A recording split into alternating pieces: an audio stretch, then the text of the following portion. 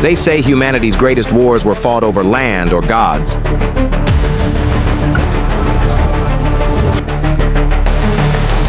When the digital empires turned to dust, true wealth was not found in vaults. In the age of infinite information, knowledge was a commodity. When the world's billion lights went out, humanity faced a choice: curse the darkness, or become the single defiant flame that answered it. Have you ever wondered what happens when a god dies? Not a god of myth or legend, but the god of silicon and light that we built with our own hands.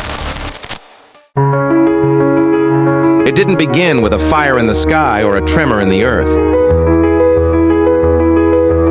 In a single sterile moment, the planet's nervous system was severed.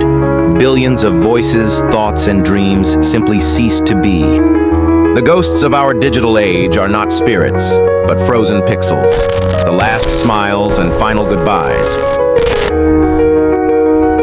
We built a world of intricate order, governed by invisible signals. The first casualty of the Great Quiet wasn't power or money. The wealth of nations, once measured in flowing data streams, was reduced to a cold, final message: system offline.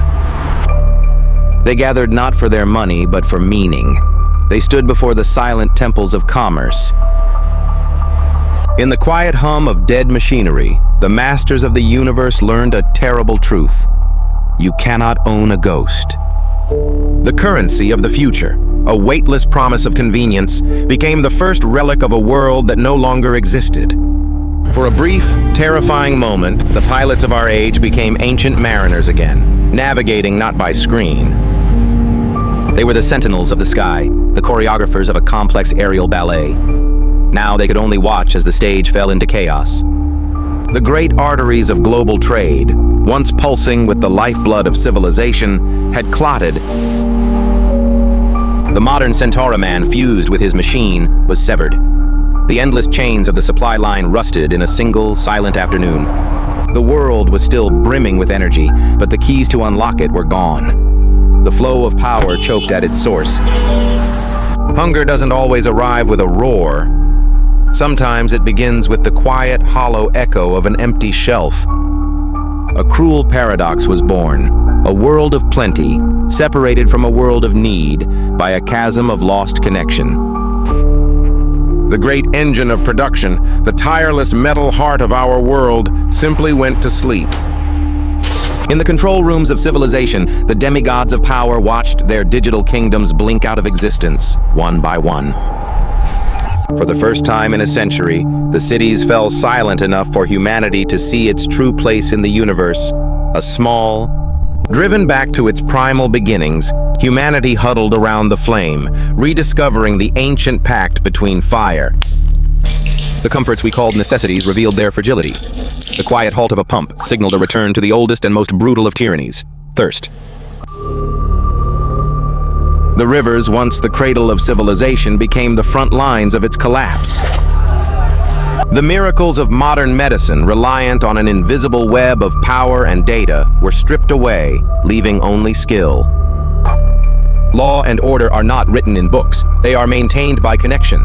When the connection is lost, the words become meaningless ink. The first day of the new world ended not with a resolution, but with a question whispered into the silent, chaotic dark. We had forgotten that the world we built was merely borrowed. Nature, the patient landlord, had come to collect. In a world without synchronized clocks, time itself became personal again. Each new day was not a given, but a conscious act of recognition. The new war was not fought with advanced weaponry. The most valuable inheritance was no longer money or property. It was a map, and the knowledge to read it. In the absence of global order, communities turned inward, building walls not just of wood, but of shared purpose and fragile hope. Amidst the profound global quiet, a new breed of explorer emerged. They did not seek new lands, but old voices, lost in the static. It was the faintest sound, a ghost of a signal in a dead world. But in that crackle of static was the most powerful message of all: you are not alone. The true Alexandrian library of our age wasn't in a server farm. It was sleeping on dusty shelves, waiting for the world to need it again. A single diagram, a forgotten piece of low-tech wisdom, held more power to save lives than any of the dead machines. They were not just filtering water, they were filtering despair, turning the murky chaos of the present into a clear drop of future. The calloused hands of the craftsman became more valuable than the soft hands of the executive.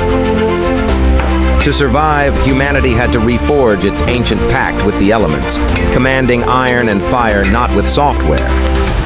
When the pharmacy screens went dark, the forest became the new laboratory, and ancient remedies, the cutting edge of medicine. Stripped of digital foresight, mankind was forced to look up and relearn the subtle, powerful language of the clouds and the wind. The world had become vast and unknown again. The cartographers were not just drawing maps. When history could no longer be downloaded, it had to be remembered.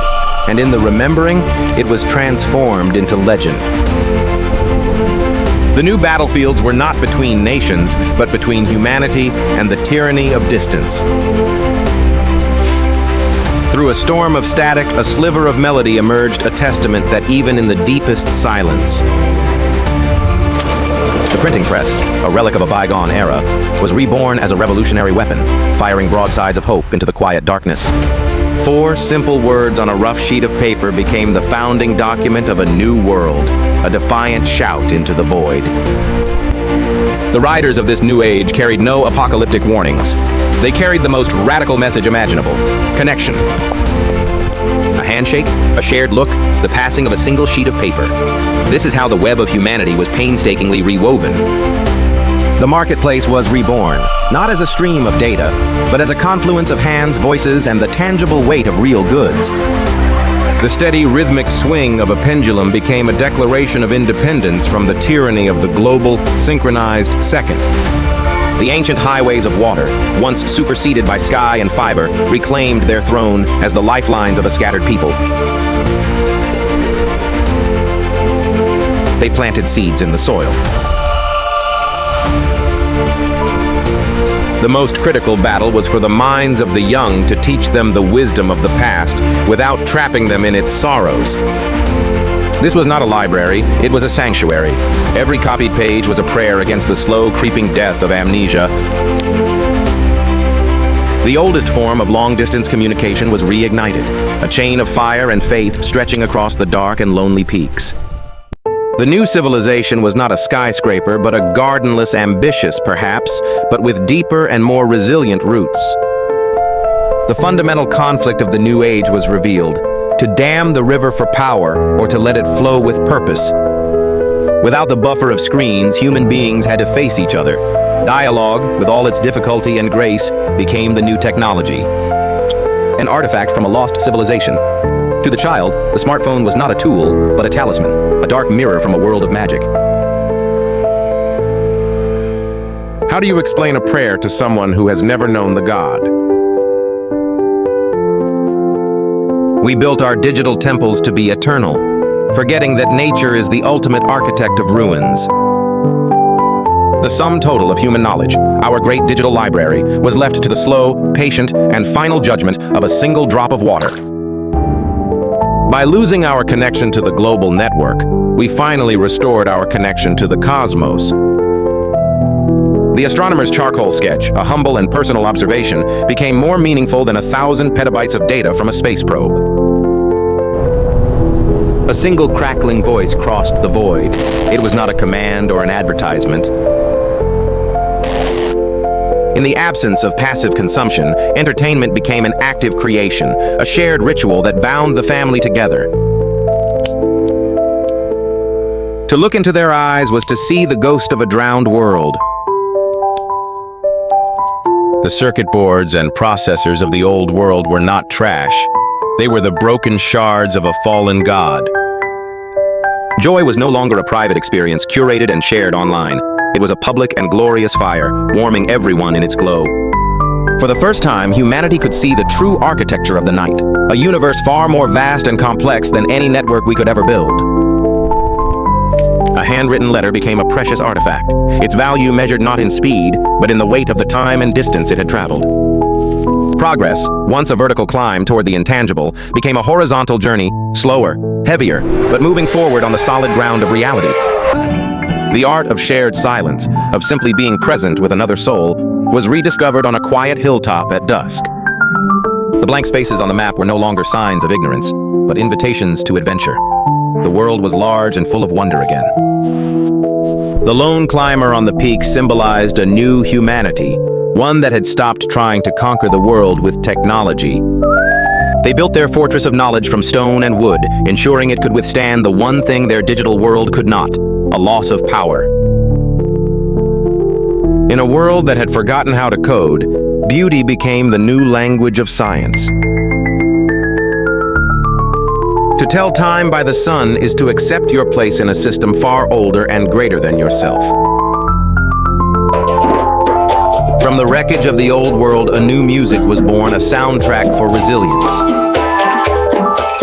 The personal diary, once a quaint anachronism, became the most important historical document, the unfiltered record of a life. Stripped of the illusions of mass media, people were left with only their own voices, forcing them to listen as much as they spoke.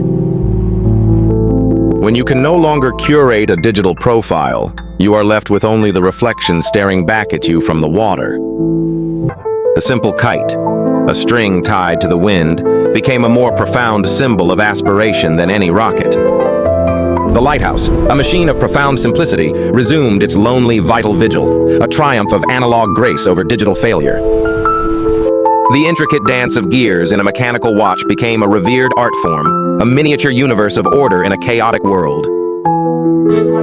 The gross domestic product of this new world was measured in laughter, song, and the bounty of the harvest.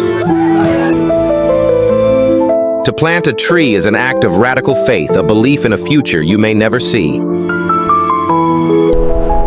The perilous bridge was more than a crossing. It was a testament to the unyielding human impulse to connect. The handshake was a treaty, erasing the false divide between the hand that builds and the hand that records. The arrival of a single ship, bearing the colors and smells of a distant land, brought more wonder than 1,000 travel blogs.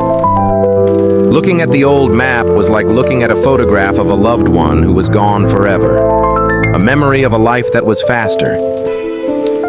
He turned from the ghost of the past to the reality of the present and found it was a fair trade.